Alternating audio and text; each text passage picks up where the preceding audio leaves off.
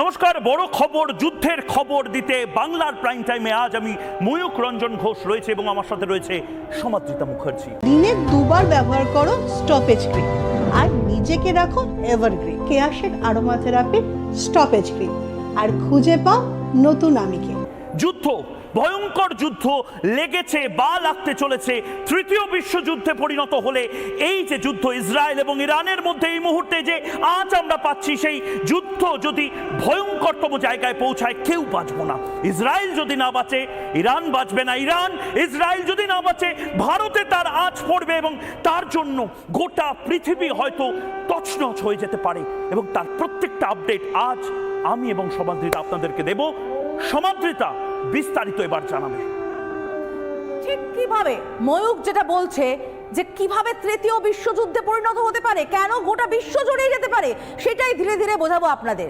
প্রথমে বলে শুরুটা করতে হয়েছিল, এই তো বছরখানেক আগের কথা, সন্ত্রাসের বিরুদ্ধে যুদ্ধ ঘোষণা করেছিল ইসরায়েল। গত বছরের অক্টোবর মাস মনে আছে আপনাদের? ইসরায়েলি নাগরিকদের অপহরণ করে হামাস। কি ভয়ঙ্কর সেই ছবি আমরা দেখিয়েছিলাম, কি ভয়ঙ্কর কান্না আমরা দেখিয়েছিলাম। তারপরেই গাজায় অভিযান শুরু করে ইসরায়েলি সেনা। সন্ত্রাসের বিরুদ্ধে অল আউট যুদ্ধ ঘোষণা করেন বেঞ্জামিন নেতানিয়াহু। 3H অর্থাৎ হিজবুল্লাহ, হুথি, হামাস, তিন জঙ্গি গোষ্ঠীকে টার্গেট করে ইসরায়েল। 27 সেপ্টেম্বর হিজবুল্লাহ প্রধান নাসরাল্লাহকে নিকেশ করে ইসরায়েল, আর তারপরে ইরানের ড্রোন হামলা। ইসরায়েল কিন্তু ইরানের বিরুদ্ধে যুদ্ধ ঘোষণা করেনি, করেছে জঙ্গি গোষ্ঠীর বিরুদ্ধে। ইসরায়েলের যুদ্ধ সন্ত্রাসের বিরুদ্ধে। তাহলে কি সন্ত্রাসী সরাসরি মদতদাতা ইরান? তাই কি নাসরাল্লাহকে ইসরায়েল যে নিকেশ করে, সঙ্গে সঙ্গে ইরানের এত গাত্রদাহ? ইরানের মদতপুষ্ট হিজবুল্লাহ গোষ্ঠী ইসরায়েলে হামলা চালিয়ে কি সেটাই প্রমাণ করছে ইরান? এবং এই জায়গা থেকেই শুরু হচ্ছে তৃতীয় বিশ্বযুদ্ধের আশঙ্কা। সেটা ধীরে ধীরে আপনাদেরকে বোঝাবো কিভাবে। এখনই দুটো শিবিরায়ন হয়ে গেছে। কেউ দাঁড়াচ্ছে হিজবুল্লাহ গোষ্ঠী, অর্থাৎ হিজবুল্লাহ গোষ্ঠীকে মদতদাতা ইরানের পিছনে, কেউ দাঁড়াচ্ছে ইসরায়েলের পিছনে। একে একে আসবো সেই সব ছবিতে।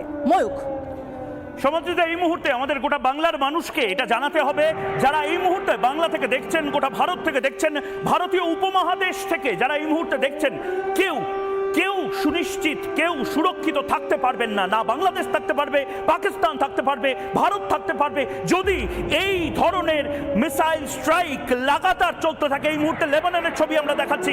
দেখুন এক এক করে লেবাননে যেভাবে মিসাইল স্ট্রাইক হচ্ছে, ইসরায়েল থেকে এই মুহূর্তে যে স্ট্রাইক, আমি একবার ফুল ফ্রেম দেখানোর চেষ্টা করবো। এই ছবি গোটা বাংলার দেখা উচিত, ভারতের দেখা উচিত। যা চলছে এই মুহূর্তে, তৃতীয় মহাযুদ্ধ বোধহয় লেগে গেল এই মুহূর্তে। লেবাননে এই মুহূর্তে যে ছবি আমরা আপনাদেরকে দেখাচ্ছি, ইসরায়েল ছেড়ে কথা বলবে না। লেবাননে ধ্বংস করে দেওয়ার একটা জায়গা তৈরি হচ্ছে, যেখানে সন্ত্রাসকে মোকাবিলা করতে একমাত্র দাওয়াই ধ্বংস করো।